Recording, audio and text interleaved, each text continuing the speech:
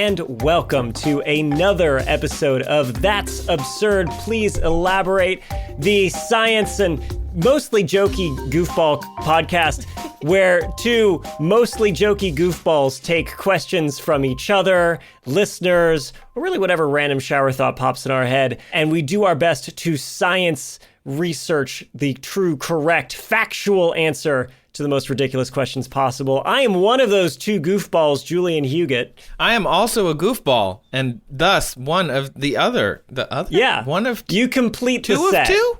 I don't know. If you were to get me as a goofball, and it was a limited edition run of just two, man, you'd be doing well on Antiques Roadshow. That's all I'm saying. They'd definitely be like, wow, only two of these goofballs from the 1980s were made.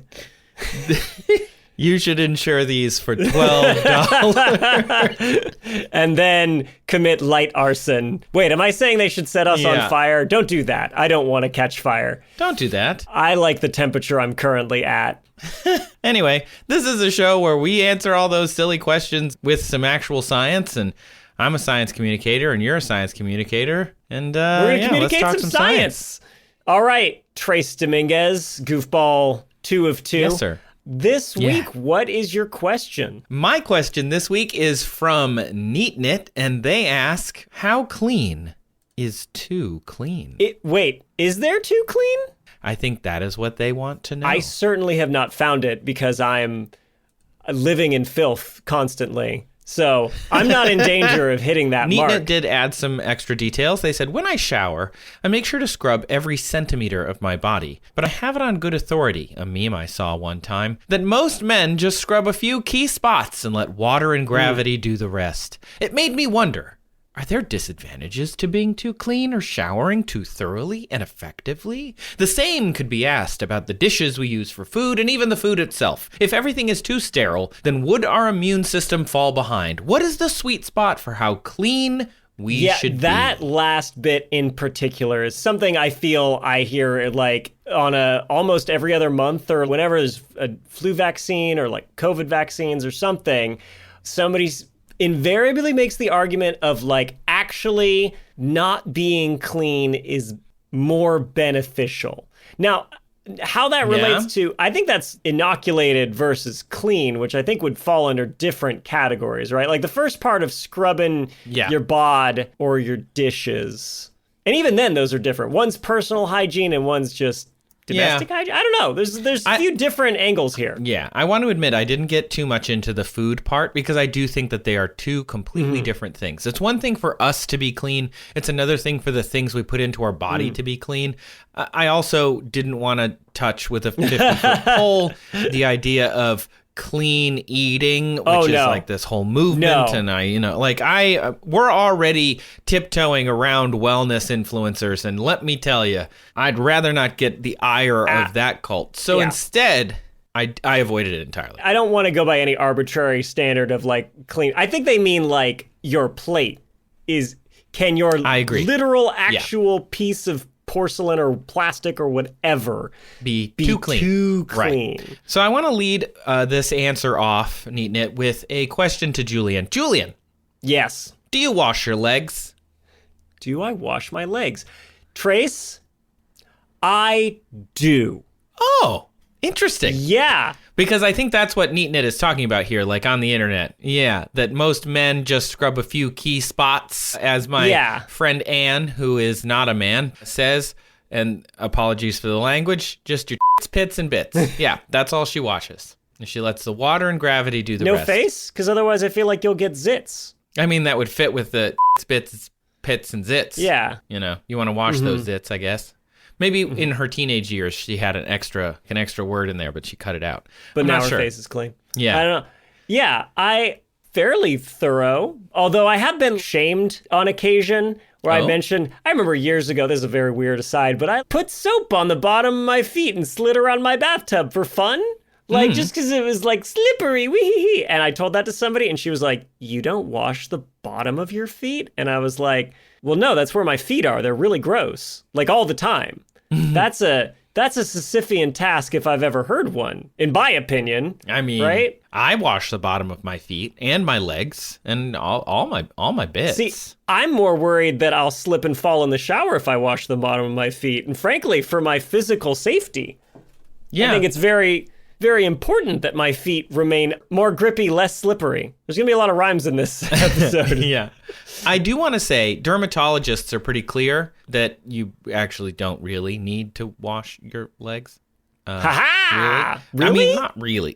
There are gradations of success when it comes to cleanliness. I think that's the main thing to take away from this answer. There is a too clean, but what is it? We don't really know. And then let me give you an example. You go use a soap and I can get rid of 99.9% of bacteria. And is that a good thing? If it's doing so with a drug, not necessarily. But if it's doing so with alcohol, it doesn't really harm you at all. However, if you were to bathe in said alcohol, it would probably hurt you, right? Like, there is no such thing as 100% clean. Bacteria live in the air, they live on our bodies, they live in the crevices of our skin, and in everything everywhere on the planet. We are in a terrarium surrounded by air in the middle of space, and everywhere there is bacteria. It's just everywhere. If you were 100% without that bacteria, you have probably left said terrarium and you are being bombarded by radiation. There's no air. I think you'd be more worried about your own cells dying at that point. Yeah, exactly. Anything that would kill 100% of bacteria, the line to killing human cells would be that's like you can't really jump over the 99.9 to 100 without damaging us as well. There's a reason it's 100% death. So we're going to get into, what very clean is, but too clean is a really interesting question, I think. The main way to clean that we have is, alcohol, I mentioned, ultraviolet, I mentioned. You can also use copper. It's got antibacterial properties. Like if you hospitals should sort of look like steampunk paradises if they were just covered in copper everywhere. Bacteria cannot live on copper. It takes hours. It's very slow. That's amazing. It's really, really cool. Antibacterial drugs, like that you would find in antibacterial soap. Those are obviously ways to clean, although the bacteria can become resistant to said antibacterial drugs, which is why you don't see it as much as you probably did in the 90s if you were alive and washing your hands then. Really, the best way to get rid of bacteria and viruses is soap. Soap. The ancient invention of soap. And I know that you, Julian, did an episode of D News back in the day about soap. Do you remember? I remember a lot. I remember the cool thing about soap, right? I may get some of the terms wrong because it's been a while, but it's phospholipid, right? Ooh, I don't know that one, but that sounds cool. Yeah, so cells in your body, the membrane of your cells is made up of a phospholipid bilayer. So to translate that from chemistry to plain English, right? The phospho is like a phosphate group. It's literally got like the element phosphorus, right? And it forms the head of a matchstick. And then the lipid part, there are these two little tails sticking off the phospho part. And it's like a chain of carbons and hydrogens, right? And that's your lipid. And one side is hydrophobic, and one side is hydrophilic. So one side is very attracted to water, the other side is very repelled by water. So your cells have a double layer of these where the heads are all pointing out toward the water and the tails all point in towards each other. And it's true of your cells, it's true of bacteria cells. Viruses are in like a protein sheath, so they're not necessarily in like a phospholipid bilayer like bacteria are or our cells are. But the thing about soap is because it's made of the same stuff, it can get in between all those phospholipids and break up that membrane and basically like turn these bacterial cells inside out, kind of just like crack them open and blah, like, that's awesome. That's it for them. Yeah. Was I accurate? Do I remember my own episode fairly well? You did a pretty great job. Thank you. I went to the Encyclopedia Britannica, one of my favorite simple scholarly sources. And I actually didn't go into even as much detail as you did. So one is so basically the soap is a special molecule that has two halves, sort of what you're talking about, where it has a head and a tail. And the one half is a polar salt, which is a charged salt ion, and the other is a non-polar chain of fatty acids or a hydrocarbon. That's the lipid. Right. And so the polar salt is hydrophilic, means it's attracted to water. And the nonpolar hydrocarbon is hydrophobic. So that's what you were talking about, where the tails are sticking in the air. It is repelled by water. However, it is attracted to greases and oils or lipids. So it will grab onto those things very easily, whereas the head of it will grab onto the water. It's a really amazing molecule. I think the term for it is it emulsifies like dirt and grease, right? Cool. That's when you like suspend these things in a liquid. So it'll like surround them and like lift them and keep them separate from the water layer. But that's why soap like is more helpful for cleaning dirt and grease than just water. Exactly. So hydrocarbons say you have a bunch of bacteria and viruses on your hands. Those bacteria and viruses then come in contact with the soap that you've added to your hands. The hydrocarbons or the lipid grabs the outer shell of bacteria because that is also a lipid. It's attracted to that. And so then since they're covered in this membrane, they grab onto them. Then the hydrophilic part of the soap grabs onto the water as it rushes by, and you are literally physically removing things that you do not want on your hands before, say, you eat food or something like that. You're trying to clean a wound. It's literally a physical process. Yeah, molecule by molecule, germ by germ. These polar salts are grabbing water, and the hydrocarbons are lassoing all the things you don't want. And it does it so well because, again, bacteria and viruses are typically coated in these fatty acids. And so it can grab both of those things. And it's an ancient invention. That's the coolest part to me, is just like, this is something that they figured out like before time was time, not literally, but like, so long ago, and we still use it, which is just awesome. So soap is one of the best ways we have to get clean. When it comes to cleaning yourself with soap, let's say you wash your hands. As soon as you dry off your hands, or if you dry them poorly, you have wet skin, right? Bacteria sticks to that anyway. There's bacteria floating around in the air. You breathe on your hands. So even though you have cleaned off predominantly like most of the bacteria, possible pathogens, it's a risk mitigation process. It's not a like, I have cleaned my hands and thus they are now 99.9% bacteria free and will remain so until I touch something dirty. As soon as you've dried your hands, you're still in the air, right? Like you're still here. You're still surrounded by people. Not to mention, bacteria just multiply so fast, right? Like I don't have the math in front of me, but like it's an exponential growth, and the equations for it are basically like, yeah, you'll clean off 99% and then within a few hours or so, like they've all repopulated. Yeah, it is very quickly that the bacteria will be replaced. The important part is, let's say that you touched, I don't know, fecal material. You are hopefully not touching fecal material again before you consume food. Right. So you're removing something you may have touched earlier in the day. And so it's like right before you eat, you wash your hands, and then you go eat. And then maybe you wash your hands again because you don't want those food particles on other things in your house. Or during this COVID-19 pandemic, you don't want to have accidentally touched somebody's droplets that may have been filled with viruses. So you wash your hands frequently so that you're mitigating the risk of getting it into your system. Right. And that's all the soap is doing. It's physically removing what's on your hands. Because that's the common pathway, right? Like through your mouth, through your nose, through your eyes or whatever. When you if it's just on your skin for most pathogens, it's not going to actually make you sick. And then if you give it like a free ride to the inside of your body is when it gets worse. A free ride to Body Town. Woo! Who wants to go to Colinville? So gross.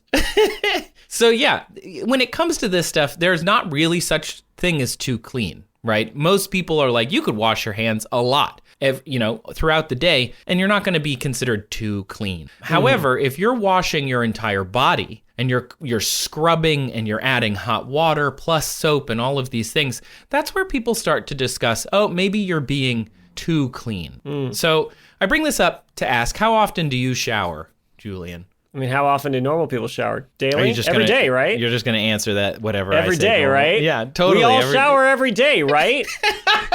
Don't do this all to me. of us are here this showering every day. There's a reason we record this podcast remotely, okay? So I don't have to shower every day. Honest answer? Being totally honest. You want me to go? You want me to go first? Yeah, you go first. Okay, I might shower 2 to 3 times a week. Oh my, you disgusting pig. I'm in the shower right now. If I go to the gym, I will shower after the gym. Yeah. But if I'm like just hanging out and I'm not doing any exertion, I'm not doing a lot of errands. I'm not going to the gym. I'm not running around outside when it's hot and sweating a lot. I'm not going to go and waste water and shower just to say that I showered today. I'm with you on that, but I think that's more, not to lean everything in like my ADHD crutch, but I feel like I'm just very bad with personal hygiene habits sometimes. And yeah, if I've just played hockey, which I do typically like twice a week, I'll shower. But otherwise, it's like if I'm sitting there and I like smell myself and I'm like, ugh, then I'll go shower. Or if my hair feels real greasy. Yeah. But I'm not gotta do it every morning or every evening before bed, because I'm, again, bad with routine. And I also want to point out, you and I live in Southern California, a land with low humidity, where a lot of people spend time, especially in the summertime, inside, usually in a air-conditioned or moderated environment with a fan or an air conditioning unit, or you're in a car with a fan or an air conditioning unit. You're not living in humidity where you're just constantly doused in water and sweat. So obviously that's ideal for here. When I lived on the East Coast, when I lived in Washington, D.C., which is often referred to as swampy, I would shower probably every day, maybe multiple times a day. Like if I needed to go do something in the evening and I was sweaty from the whole day, I would go and shower. So I'm not saying that I say all this, Julian, and thank you for jumping into that. I say all this to say there is no right number of showers in a week. Some people shower more, some people shower less. It depends on where you live. It depends on how you personally feel. Do you smell more than other people? Do you not? Are people like getting out of the subway car that you just got on? Yeah. Yeah. Like, are they clearing out as you walk by? Is it a Lion King like Pumbaa at the watering hole situation? Because then you may want to shower more frequently. But otherwise, I mean, you and I managed to find love and start families and have a person who's willing to be around us all the time. So good news, stinky nerds. Like, it is possible. It's possible for all of us. One of my first memories of being a pops, a dad, was when the nurse at the hospital said some parents choose to bathe their babies every day, but you don't have to, because they're not that dirty. They're they're not out there. Once they get to the age where they're out there running around in the dirt all the time, sure. But like a newborn that basically is just wrapped in a blanket, sleeps and eats and poops, they're not that dirty. So you don't really need to be bathing them every day. Yeah, they're fresh. They got that new human smell. They do have that new human smell. It's so nice. So it's up to what you kind of want in your environment and so on and so forth. So I want to start there. But anecdotally, a good friend of mine told me she only shampoos her hair, for example, once a month. And she says that works for her, but it took a long time for her to break out of the habit of like washing her hair all the time, because that's how she was raised. And I think that's a big part of it. Is a lot of people, when you say, oh, you only shower 2 or 3 times a week, you're disgusting. And it's like, disgust is actually not a measure of cleanliness. So that is an emotional response, which is usually learned, not always something that comes from nature when it comes to stuff like this. What is it? Queen Isabella, of the Ferdinand Isabella duo? This may be apocryphal, but I heard she used to brag, like, I only ever bathed twice in my life, on the day I was baptized and on the day I was married. Right? Like, it was a flex. Like, I mean, that's a really great transition, because I was going to say, when I worked at the Historical Museum, we learned a lot about personal hygiene, because it's something you can relate to a guest coming into a historical, setting. You can talk to them about stuff. One of my favorite things was to talk to them about the things that were the same and different versus their life. And it was only, 140, 150 years ago. So they would bathe at this fort that I worked at once a week. And that was considered a lot. That was considered like a huge amount, like a really luxurious amount of bathing. Wow. Most people might bathe once a month. And even if you went back further into history, not that much further, it would maybe be a few times a year, mostly in nice weather. Because if you think about it, how are you going to bathe very well in Boston in the winter? You're going to have to go and get a bunch of water or ice. Then you're going to melt it, which means building a fire and then maintaining that fire for hours while it melts all the ice, and then putting it into a tub and having to do that quickly enough that the water doesn't cool off. Because, everybody's been in a tub when it cools off pretty quickly. It's just like it's very difficult logistically to do that. Let me just say, Boston is also known as Beantown because people in the winter in traditional old-timey days would like cook and eat a lot of beans. Oh. I think the body odor smell was probably lost in the bean fart cloud hovering over Boston at all times anyway. Yeah. It's probably fine. That's great.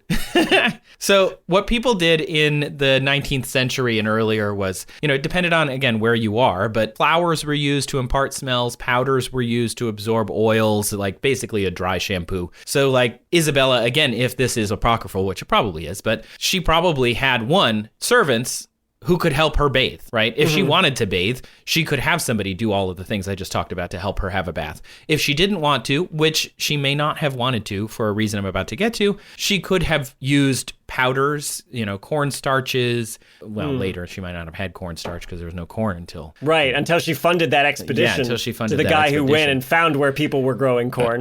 Right. That's a whole other thing. It's a whole other problem. But they had powders and things that you could use to help absorb oils that were on your skin and hide and mask smells when needed. But that's really more of a modern idea that we should not ever smell like people and instead should smell like something else. Anyway, so in 2008, when I was telling museum guests that they showered or bathed about your bathing habits once a week, people were like, wow. But of course, I was wearing a wool outfit in the summer in northern Michigan, which it gets 70, 80 degrees in the summer. And I was wearing, again, head to toe wool. So I was showering every day because I would get so disgustingly sweaty. You lied to these good people. They trusted you. Well, I wasn't doing first-person interpretation. I was doing third-person interpretation. You were showering out of character, but then in character. Exactly. So in the United States, obviously, we're obsessed with covering and removing these natural smells. But in the 19th century, they had some things right. Like, it might have been actually good that Isabella wasn't showering all the time because hot water plus that two-headed monster super molecule of soap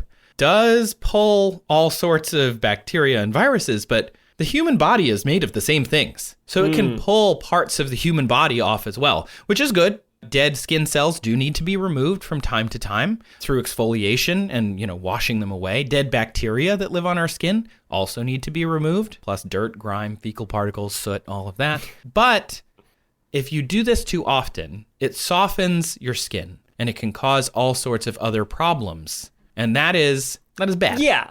This is what I was imagining, because I was thinking of washing my hands a lot, or people in professions where they wash hands a lot, like people who work in healthcare. Yeah. And it really dries out their skin until the point that they start cracking and having issues with basically open wounds on their hands. 100%. And they can be very, very small open wounds. Yes, you're talking about the extreme where you see cracks. However, the outermost layer of the epidermis, the outermost layer of your skin, it's called the stratium corneum. It's actually considered a hard layer of skin. It's your first line of defense. It's spiky. It's difficult for things to get into it. It's evolved in order to fight off things that might want to get into your body. It serves a useful function. How about we phrase it that way? Yeah, and if we didn't have it, we wouldn't be living as long as we do with it. Otherwise, evolution wouldn't have favored it. So it keeps those bacterial and viral invaders out. The thing is, it also, by the way, produces dermacidin, I think, which is a natural antibiotic, which is pretty cool. Oh, huh. So we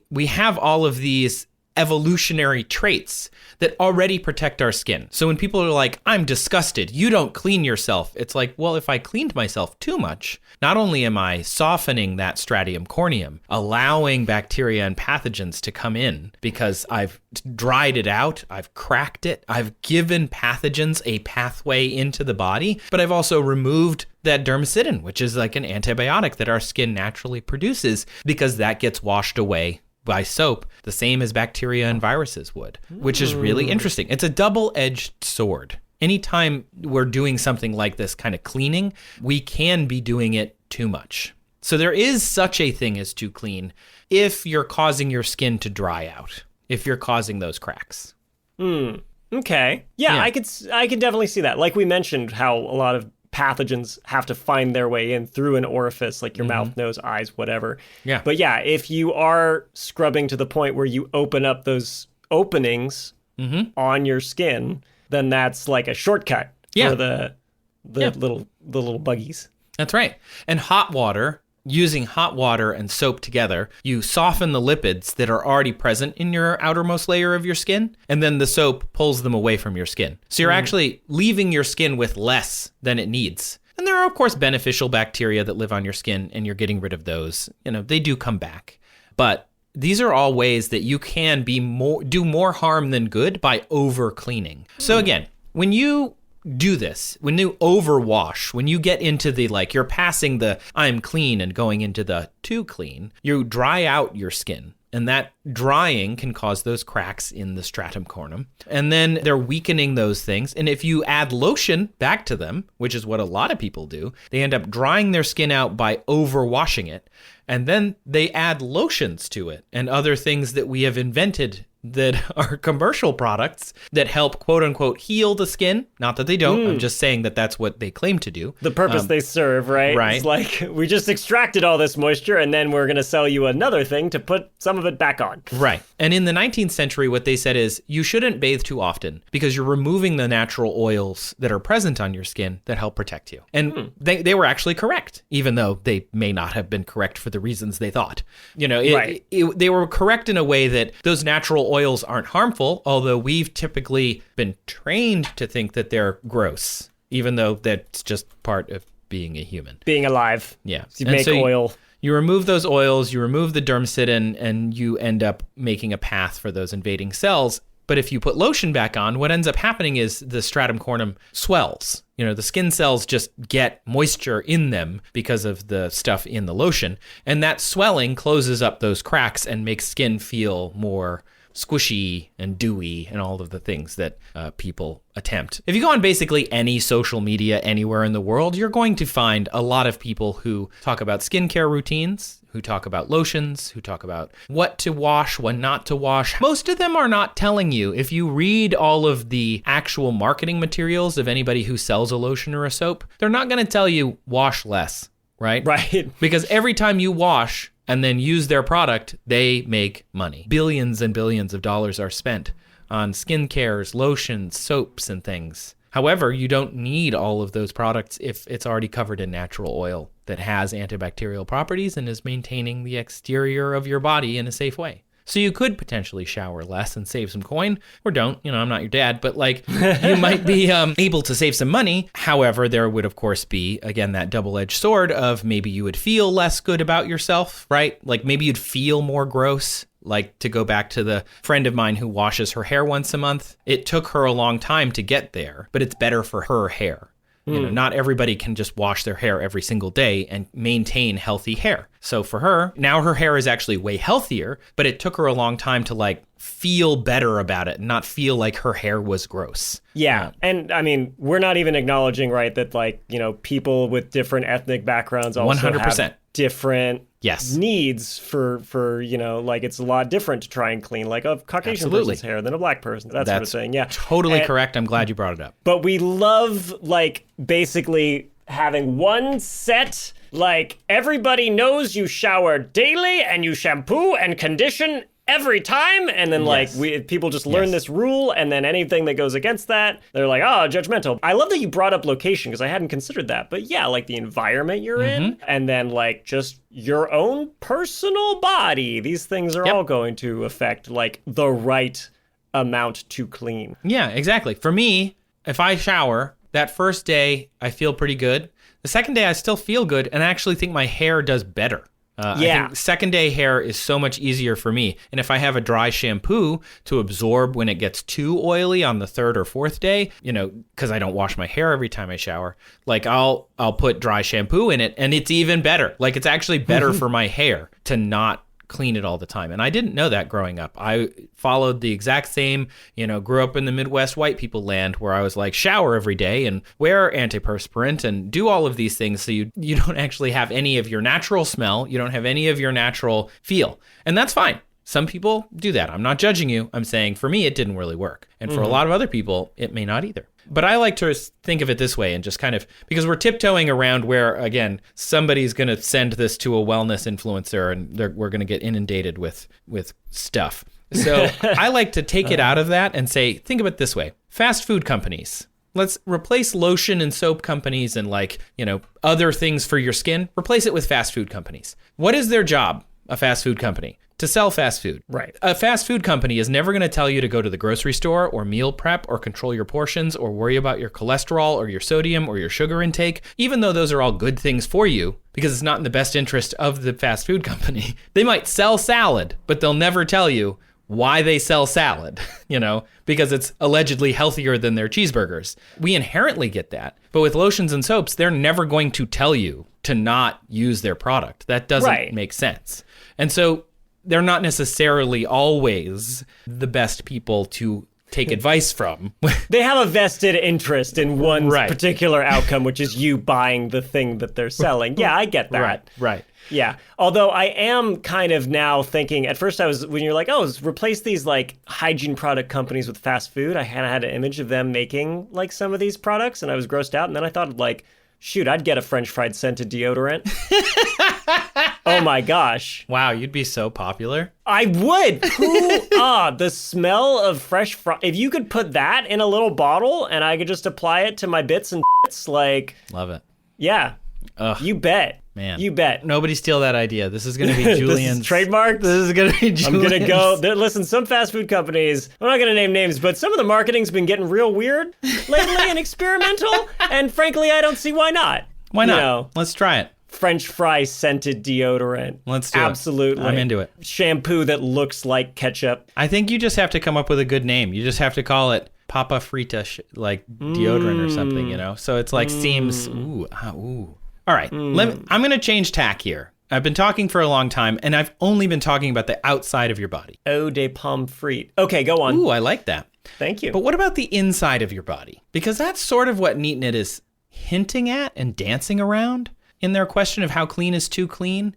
What is there such thing as too clean for our immune system? Yeah, ultimately, when you're cleaning the outside of your body, you're trying to give your inside of your body a leg up. For invaders. Okay, I get it. Yeah. I see where you're going with this. Okay. So in 1989, a guy named Dr. David Strachan came up with the hygiene hypothesis. He studied childhood allergies in Germany, which in the 1980s was two places, East Germany and West Germany. East Germany was part of the old Soviet system, and West Germany was part of the higher income European community. Yeah, the decadent West. The decadent West. And so he found, just again in correlation, that East Germans who lived with lower income, with more pollution in a generally less clean environment, had fewer allergies than a cleaner, higher income resident of West Germany. And they also found that younger siblings tended to have a lower incidence of pollen allergies, which at the time they called hay fever. And this is just one of the things that he found in his correlations. His studies continued and found it might impact eczema and asthma. And he guessed that the younger kids were acquiring immunity from older kids, and the people who lived in, comparably dirtier places ended up more exposed to different pathogens. And thus, they were somehow better. I think the thinking is because allergies are your immune system responding to something that isn't pathogenic as though it were pathogenic, yes. Right? So I guess what he's getting at is basically if your immune system actually has something to worry about, it doesn't freak out when some pollen gets in your nose. Yeah, and I think you're saying it in a way that I'm sort of wanted to get to as well, so I'm glad you did. Okay. Because it makes sense, right? This makes total sense. You are too clean, your immune system can't attack bad guys, and so it attacks itself or good guys. Right. And your immune system needs to know what it's going to fight, so it needs to be exposed to all of these different things throughout your youth or as it's growing up. And there are lots of correlations here. Correlations between kids with pets. They have less allergies and asthma than kids without pets. Kids on farms have less allergies and asthma than kids who grow up off a farm. In Ghana, they found that urban children had higher rates of autoimmune diseases than people who didn't live in urban areas. In European countries, they looked at 10 different countries, and they found parents who cleaned with antibacterial sprays correlated with higher rates of asthma. And so again, we want to believe that we are being so clean that our immune system just doesn't know what to do. But that is actually not what they're saying. What they're saying is there are a lot of correlations here. However, we can't seem to actually find the cause. Yeah, I imagine it's a lot to disentangle. Yeah. A lot of variables. Yeah. And so, again, we're tiptoeing around the now a different mob of internet people. Oh, good. Good. Let's so just make so many enemies lotion today. and soaps, now we're in like wellness and health. We're a fun science podcast. We speculate, but we do eschew magical thinking. We just bring in you research that we think is the most accurate and representative of what's really going on. Given the choice, I think the only time that we would think about magical thinking is to help out Aaron Aronson. Like he's really... Love that guy. Love that guy, Aaron Aronson. Yeah, hopefully he gets out of his mud hole one day. So in the medieval Europe, they found just a few hundred years ago, they estimate that 1 in 3 infants died. So we have a 30% infant mortality. The highest rates that they estimate are 50%, 1 in 2. That's bad. And some of that was accidental, but a lot of it was disease. Into the 1700s, 50% of people didn't make it past 15. Wow. Yeah. We're beating the odds right now, you and me. Heck yeah. And makes me feel better getting older. Yeah, when people are like, don't you want to time travel? And I'm like, not really. Absolutely not. I don't think so. And a lot of this was infections from injuries, preventable diseases that we now have cures for or mitigation strategies for. We now know about germs, pathogens, viruses, and so on and so forth. Right. But on top of that, starvation, accidents could cause death, like a minor accident, like, oh, I broke my ankle, that you're probably not gonna make it. And then other, issues, we're talking tens of billions of dead children, not exactly the happiest thing in the world. But the reason that I bring it up is because today, any guess what cleanliness and understanding of diseases help drop that mortality globally to? Globally for like infants? Yeah. Oh man. I know it's pretty impressive. Well, how about this? Do you think it's above 10 or below 10%? Remember, again, 1700s, we were at 50% didn't make it past 15. Right. And so what would you think today? 10% would be 1 in 10. I think it's way lower than that. I think it's like, even globally, taking in places that are like less developed, still like even better than 1 in 1,000. Yeah, we're down to 4% globally. 4. Oh, 4% globally. Yeah. Some countries are down to 0.3%. So, wow. Yeah, really, really, really low infant mortality. United States not at the top of that list. We have terrible infant mortality. There are reasons. We're not going to get into them. No, we have brought it up in the past. So cleanliness is the main reason we have been able to do that. We have been able to do a lot of this change because we understand cleanliness now. And so to kind of wrap up, there is such thing as too clean. We've all lived through the early 2020s. We all know how to wash our hands. We know to keep the saliva in our mouths. We know to cover our faces when we have to. Although, personal pet peeve that I can't believe COVID didn't end. Birthday cake candles. Oh, I use a fan now. I'm sorry, but like post-COVID, I'm just like, what are we doing inviting somebody to spit all over the food that we're all about to share? I totally agree with you. Every time I see it, like in a movie or something, I'm like traumatized. People are my birthday was months ago and my in-laws were visiting and like they're so sweet. They surprised me even. Like I was off doing something in my office and I come out and the lights are dark and the candle's out and I'm like, I don't want to not blow them out, but I also don't want to spit all over this thing you got me that you're going to eat. I'm sorry, still weird. No, it's weird. Still weird to me. I think a lot of people thought you were going to say handshakes. I'm fine with handshakes still being a thing. It's no big deal relative to this thing. You are 100% right. If there was something that millennials should kill other than paper plates, napkins, the housing market, and basically everything else that the boomers love, I think it should be birthday cake candles. Something can take its place. I like the idea of like, making a wish or something. Like we need an equally whimsical tradition that doesn't involve literally spitting on food we're all about to share. Yep. Agreed. So there's this thing called the old friends hypothesis, which you alluded to earlier without, I think, knowing. And that is that there are a bunch of different things that evolved alongside of humans that our immune system is used to fighting. And that if it doesn't encounter those things, then it can cause trouble. It's similar to the hygiene hypothesis. Basically, dirt is good for us. We are used to being constantly bombarded with pathogens. That's what our immune system is for. When we don't get bombarded, then our T cells, which are part of our immune systems, goes looking for things, and we end up with more autoimmune diseases, asthmas, eczemas, and so on, allergens of all different types. And that, again, makes a lot of sense. However, again, there are all correlations, and we still don't know anything about it. We can't isolate individual things and be like, this is it, or this is not it. You don't have asthma because your mom used too much household cleaner. You don't have allergies because your dad didn't let you eat sand when you were at the park. I'll never forgive him. Right. They're not causations.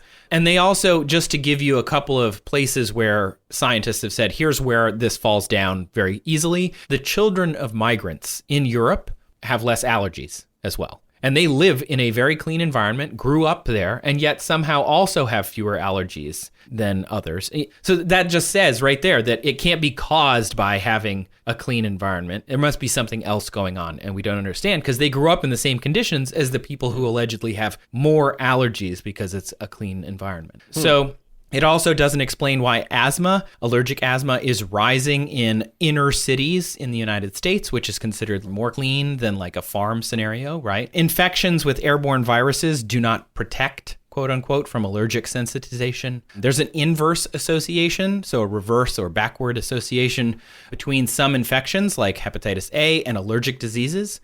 And then that can be reproduced in some populations, but not in universal populations. Probiotics are not effective in the prevention of therapy or allergic diseases, which you would think they would be if it were about being exposed to bacteria. So there's just all of these different things that scientists have identified. So is there such thing as being too clean? It's hard to say. More research is needed.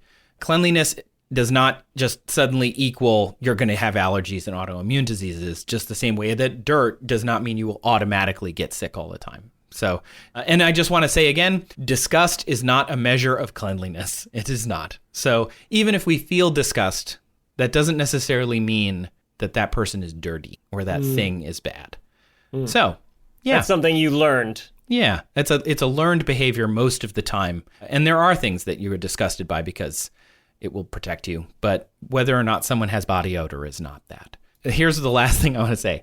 If a population lives in a clean, well taken care of and monitored environment, and we see more autoimmune diseases, and another lives in a dirty, poorly maintained and unmonitored environment, and we see fewer autoimmune diseases, do you think it was that we're just looking harder at one? There are so many things we don't understand here. So it is easy to say, how clean is too clean? Well, don't do all these things and let your kids eat dirt. Yeah, let your kid eat dirt. Cool. But like that might not necessarily be why they get or don't get allergies. Wash your hands, everybody. Do you think anybody's listening to this on their birthday and they're like really excited about blowing out the candles and now you ruined it for them? Like reconsider? If so, I'm sorry for them. And yet, reconsider, please. Well, get a hairdryer. Trace, that was excellent and informative. And I feel weirdly cleaner, which usually when we have these, I feel dirtier afterwards. So thank you. All right, let's take a break. And when we come back, my question. Julian, give me your best dinosaur roar. Oh, God, an asteroid! It's horrible! Wow, that was not where I expected that to go. We're popping in before the show to tell you about I Know Dino. It's a dinosaur podcast. You know, we think of those dinosaurs being this thing that's been dead for tens of millions of years. Even so, studying dinosaurs can still teach us stuff that is relevant to the world today. Yeah, like climate models to help us understand global warming. Migration patterns of dinosaur lineages, they tell us about Earth's changing continents. We can also study dinosaur diets, what plants lived then and maybe what animals and how they interact. And, this is super cool, many dinosaur injuries, paleopathologies, they're the first known occurrences of diseases. And they talk about all this kind of stuff on I Know Dino. It comes out every week with new dinosaur stories that you're not going to hear anywhere else. Like I hadn't heard of a lot of these, which is pretty cool. You can find I Know Dino on Apple Podcasts, Spotify, wherever podcasts are. And if you found us, you can probably find them. Go check them out. Hey, welcome back. I hope you washed your hands. And here we are with another question on That's Absurd. Please elaborate. Julian, What is your question and who asked it? My question is from Amanda. And Amanda asks, what would happen if you kept a helicopter stationary in the air for 12 hours. Oh. Now, in case you're not fully considering what she means, she goes on. Would it end up on the other side of the globe, or would the power of physics cause it to discreetly keep up with the Earth's rotation? All right, so here's the TLDR version, and it might be disappointing, but I'll explain the logic behind it. Basically, it's the latter thing that Amanda said. The power of physics is basically going to keep the helicopter to keep up with the Earth's rotation. You can thank Sir Isaac Newton again for the reason why, and that is, do you remember? I quizzed you on his third law a few episodes ago. Do you remember Newton's first law? First law, treat others the way you want to be treated. Nailed it. That was Sir Newton. Sir Isaac Newton. Sir Isaac Newton's first law. Known for being a very empathetic, nice man. No, kind of a crotchety guy from my understanding. Always put a portion of your raise into savings. Save 25%, buy low, sell high. No, Newton's first law basically describes this property that matter has, which is inertia. Objects in motion tend to stay in motion unless they're acted upon by an outside force. Same for an object at rest. It'll stay at rest unless acted upon by an outside force. I knee-jerk knew the answer to this, and it's aviation related, which is like catnip to me, as you probably know. But just to see what others were saying, wanted to see if there were any different takes or maybe a blind spot that I missed, something like that. And so I looked it up anyway. And I'm sure Amanda doesn't mean it in this sense, but this question is asked a lot by people who believe that the Earth is flat and also not spinning. What? Yes, this is kind of a major, there's a lot of different arguments, and we could spend, I don't know, this podcast has no slated end date, but we could reach it just tackling them all. Yeah. But one of the arguments that I've seen people who believe the Earth is flat and that it is not rotating make is that, if a helicopter took off and hovered, the Earth should, rotate underneath it, and after 12 hours, 24 hours, you should be on the other side of the planet or make a full lap, depending on how long you hover for. Right. And there's a fundamental misunderstanding of physics in this argument because, as we mentioned, objects in motion stay in motion. That's literally Newton's first law of how physics works that we built classical physics on top of. And that means that even though you and I appear not to be going anywhere right now as we sit in our podcasting chairs, you and I are, relative to the North Pole of the Earth, we're moving along at a pretty good clip. Oh, how fast? Let's assume, even if you don't believe it, let's assume the Earth is a sphere and it's rotating. Okay, assume a sphere. An oblate spheroid. Oblate spheroid is more Great accurate because there's a bulge at the equator. Oblate spheroid, good band name. Really You're good right. band name.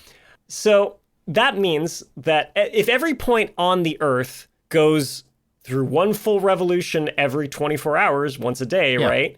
Well, therefore, the points closer to that axis of rotation, the North or the South Pole, they're covering less distance. The circle that they travel around is a lot smaller than if you're, say, on the equator, which is as far as you can be from that axis of rotation, right? So the Earth's radius, assuming we're an oblate spheroid, which, we are, it's 6,400 kilometers, right? So that means at the equator, there's about 40,000 kilometers around. 40,075 if you want to be really picky, but 40,000 is good enough. So if you're about a meter away from the North Pole, right, the ground underneath you to go around once every 24 hours is only moving a little under a kilometer per hour, right? They're very slow. At the equator, you're traveling 1,666 kilometers an hour. That's a lot. It's a lot. For reference, the speed of sound at sea level through air is 1,235 kilometers an hour. So you're 400 kilometers an hour faster. You're Mach 1.3, Yeah, that's how, but that's everything's relative motion, right? That's related to like the North Pole, which isn't like, it's right in the very center, it's traveling no distance. So out on the equator, yeah, you're moving along at a good clip. Now, another reason people believe that the Earth can't be rotating is they're like, well, how come I don't feel it? Well, what you feel, Earth is big. It's big, but more importantly, from a physics standpoint, you feel changes in velocity, also known as acceleration. Right. If you're going 70 on the highway, 70 freedom units down the highway per 60-minute chunk. You don't really feel like you're moving that fast unless you hit the brakes. But if you slam on the brakes, you feel it, right?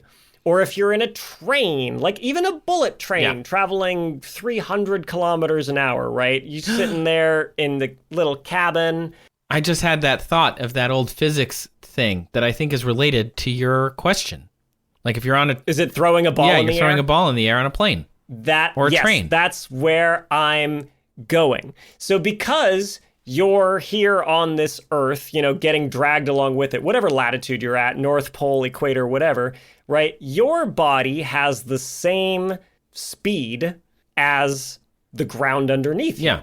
And the analogy that works perfectly, right, is like, and you can do it. I was doing it last night for fun, just to be like, oh, physics is cool. If you just have like a tennis ball and you stand there and throw it straight up and down, it goes straight up and down. If you start walking forward and you throw it in the air, it comes right back down in your hand. It doesn't go behind you. No. Because the tennis ball has that same forward velocity that you have, right? That horizontal component of its motion is the same. Well, same for us here on the Earth's surface, right? And same for a helicopter that's going to take off from the Earth's surface. Yeah. At the equator, that helicopter is also traveling at roughly 1,700 kilometers an hour, even though it's quote unquote hovering, right? And by the way, I said it's faster than the speed of sound, but you notice we're not constantly being hit with like a sonic boom every moment.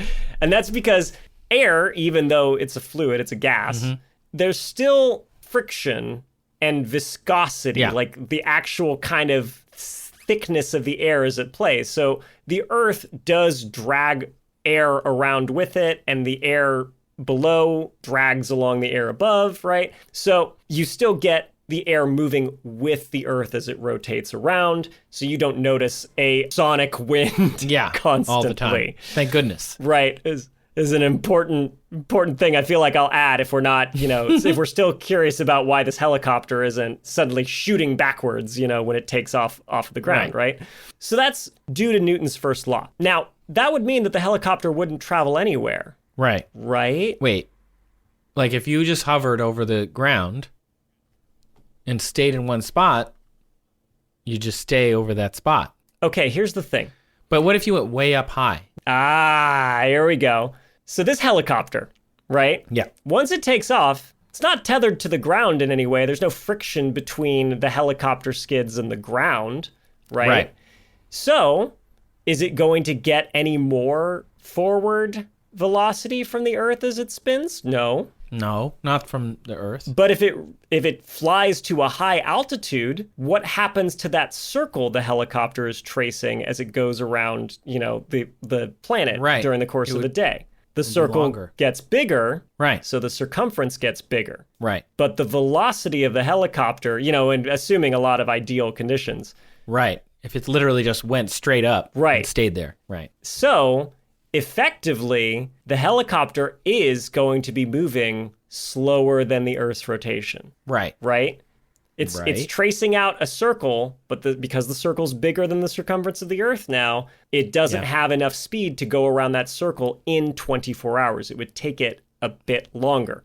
I love meeing circles. So I did the math, and the answer's kind of disappointing, though, because so a helicopter can hover max altitude, I looked it up, about 10,000 feet high. By the way, for everybody who gets mad about freedom units here, I finally have a trump card moment about this. And that is, in aviation, feet is the standard for altitude. Huh. If anybody writes me or anything and says, like, why didn't you say how many meters, which I will, but why didn't you say how many kilometers high they were? No. Aviation, Americans basically got in and we ruined the place first and everybody else has to deal with it. It's feet for altitude. Too bad, everybody. Sorry. I apologize. You're saying it like you're excited about it. You know how long we've been making videos and how much people yell at us about not using SI units? Constantly. Yeah. And they're right, except for this one scenario, which also happens to be my favorite thing. I haven't smiled this big in a long time. I'm like, finally. Take that, rest of world. And listen, I hate feet. Not like in a kinky sense. I mean like in a measurement sense. I do. Maybe you'd hate them less if you washed them. Good point. Good point. Mine do stink. But yeah, no, finally a moment for us Imperial unit users where we get to be the ones that go, actually, so helicopters, yeah, max altitude that they can hover at is typically about 10,000 feet, okay? About 3,000 meters. Stop it. Dang it. Okay, well, when you do the math and add it, say the helicopter's at the equator, and you do the math on, okay, now what's the new size of this circle this helicopter's traveling in at 10,000 feet? Okay, the speed that it had from the Earth, how far does it fall behind over 24 hours over the spot it took off? It's like 20 kilometers. Oh, that's nothing. You wouldn't even, at 10,000 feet, you'd look down and probably wouldn't even notice that you'd moved. It's next to nothing, right? So like over 24 hours, you're moving less than a kilometer per hour, which means if you wanted to travel the circumference of the Earth, 40,000 kilometers, right? Yeah. Like it would take you a while. 1,000 days? Yeah, 1,000 days. It would take a long time. 2,000 days. Yeah. Well, I did the math here. I have... Oh. Yeah. Oh, sorry. You're right. It would take 2,000 days, or Amanda's question was to get halfway around the world, 1,000 days. Oh, got it. Yeah. Right. Not terribly efficient way of traveling. Don't do that. I mean, the longest flight ever was like 63, almost 64 days. And it was like 2 guys in a little private plane. And, there's all these complications where they had to twice a day, like fly close to the ground, close enough to a truck so the truck could like siphon fuel up to them and pass them like sandwiches. And then after 2 months in the air, the engine conked out finally because of all like the carbon fouling from just running continuously. So there's complications like that we won't get into. But let's assume we had like a helicopter. It's solar powered. The perfect helicopter. Yeah, like a nuclear powered, whatever it is. It doesn't matter if it's cloudy. It's just gonna go. Here's the real killer for even trying to attempt this utterly ridiculous feat, and that is that hovering a helicopter is actually a lot more complicated than you might think it is. Oh, right. You know what? That was not at all where I was like, hovering a helicopter, you pull a lever, you go up, you're done. There's a go up button, and then it just, no. Helicopter. I say this as a lover of aviation. Helicopters are the devil's work. Oh, yes, definitely. Okay. They are flying by brute force, and every pilot I know who doesn't fly helicopters is just like, I'm not getting in that thing. No, thank you. They inverted the usual formula, right? Like commercial airplanes, little private Cessnas, those are fixed wing aircraft. And what you do is you take the whole airplane, wing included, and you get it going through a speed, you ram it through the air fast enough that the air over the wings causes that pressure differential because of the shape of the wing, and you generate lift, right? Right. Helicopters are known as rotary wing because the blades are, in fact, they're long, thin wings. They do the same thing as creating that pressure differential, but instead of moving the whole airplane, the crazy people who decided helicopters should exist were like, what if we just spun the wing around really, really fast, right? Like, what if we gotta go into the air? What would it have been like to be a fly on the wall in that meeting? Fly'd be like, hey, Craig, you got your hand up. What's going on, bud? Listen, we've been doing this whole airplane thing all wrong. What do you mean? We've been pretty good at it so far. We've been flying them for like 40 years at this point. We've got them all figured out. It's going really well, Frank. I think we take the wing and we spin it. No, that's crazy, Craig. Don't do that. Hundreds of revolutions per minute. and then it'll just float. It'll be perfect. Like in theory, yeah, that's great. Until you actually have to put it into practice and all these different forces come into play. Because back to Newton's third law of every action, there's an equal and opposite reaction. The helicopter is spinning the rotor, but because of that third law, the rotor is spinning the helicopter back in the opposite direction. So a helicopter wants to twist. So that's why you see on helicopters, they have that little, if they're a single main rotor, right? They have that little tail rotor, right? Yeah. And that's like just another little airfoil at the back, yeah. And its whole purpose is to just counteract that torque from the engine.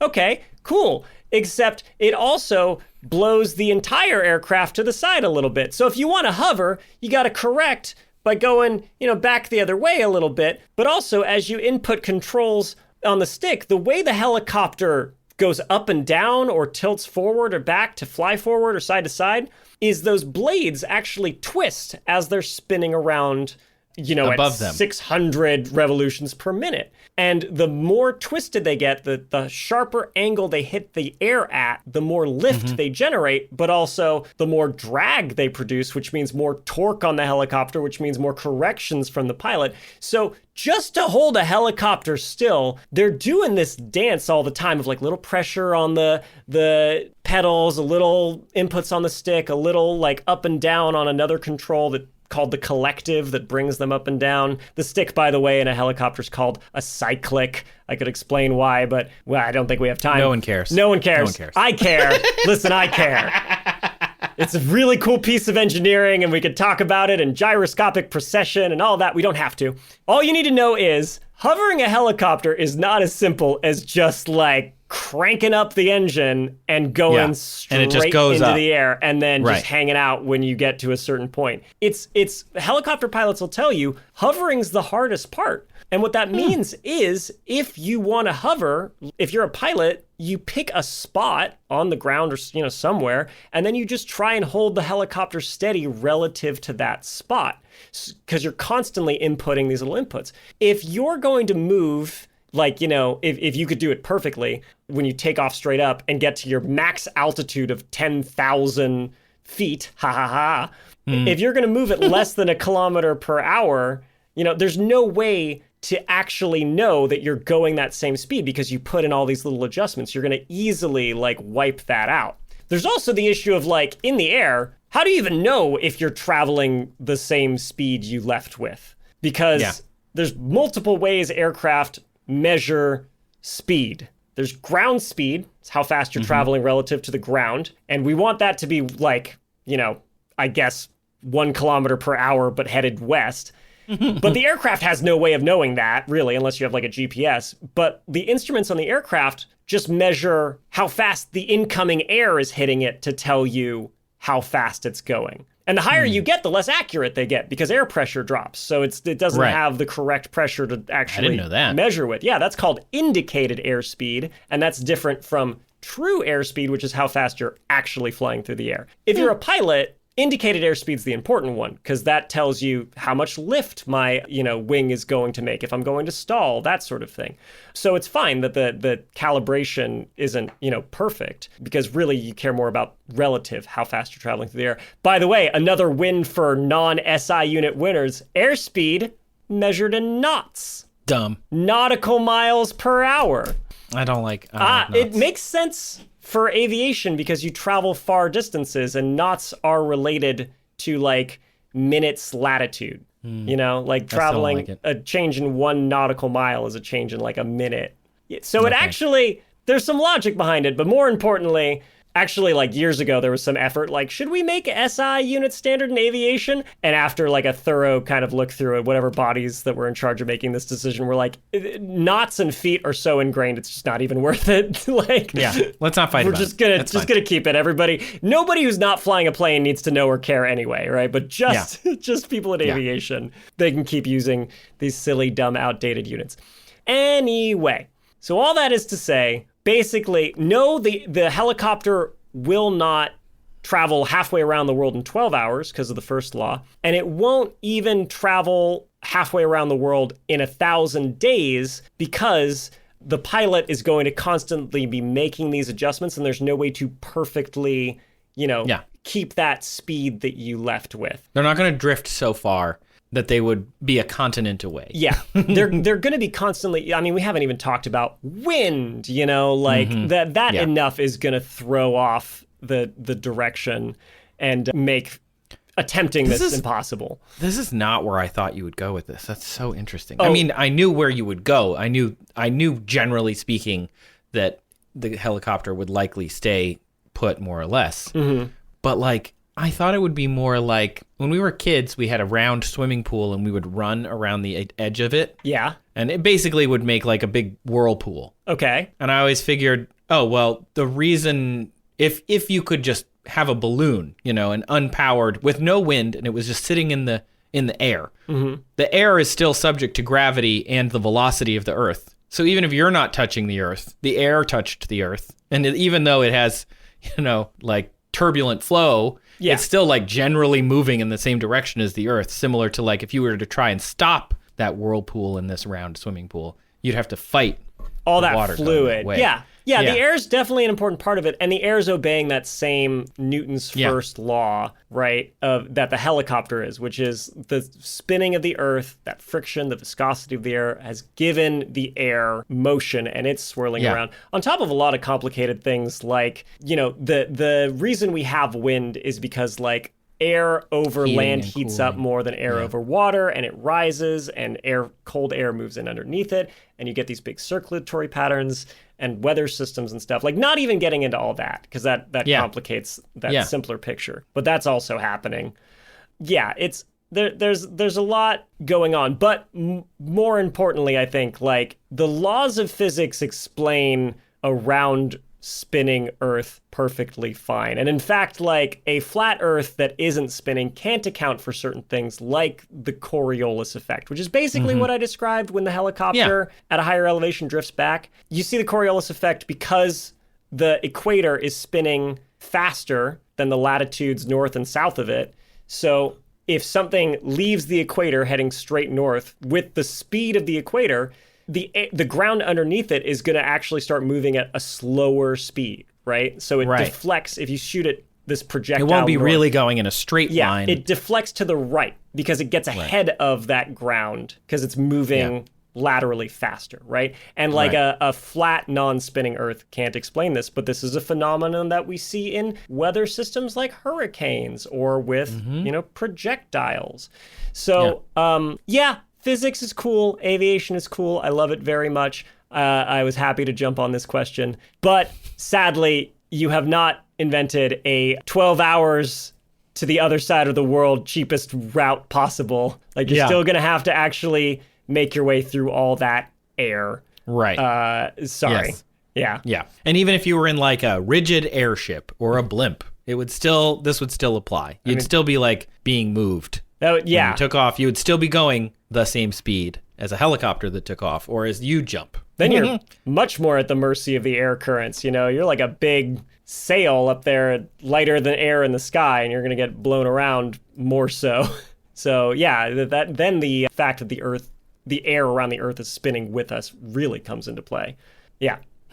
That's interesting. So this is a great question, and my brother actually texted me about something very similar, and I think you answered it. So I'm going to play audio because he called into our new tape phone line. We have 302 a phone line. Tape show. All you have to do, if you want to leave us a question, dial 302 TAPESHO, tape show, and you will be able to leave us your question via voicemail. And my brother was testing it out, and I'll just let him play it. Hi, this is Brock from Chicago. I saw a meme the other day, and I wanted to get your take on it.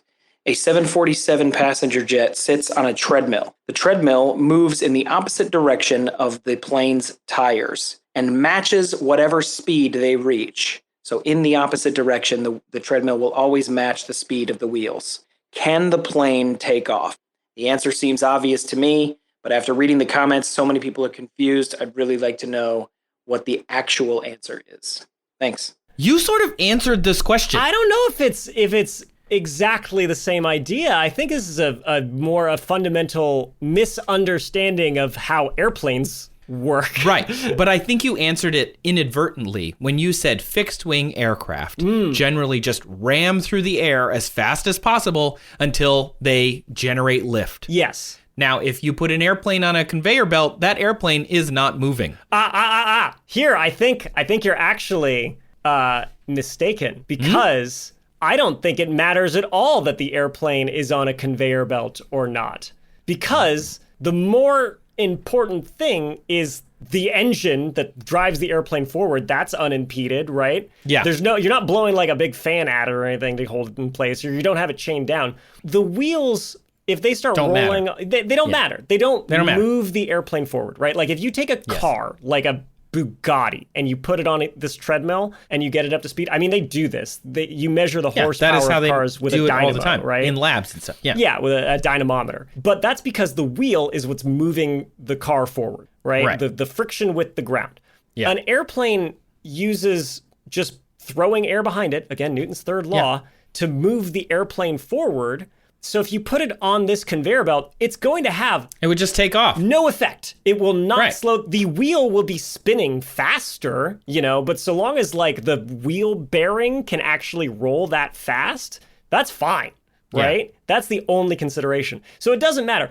Now, I don't know how you would... If you had an airplane that was powered by like the wheels, I guess, which would be really dumb, because as soon as it's in the air, it can't go any faster, but okay.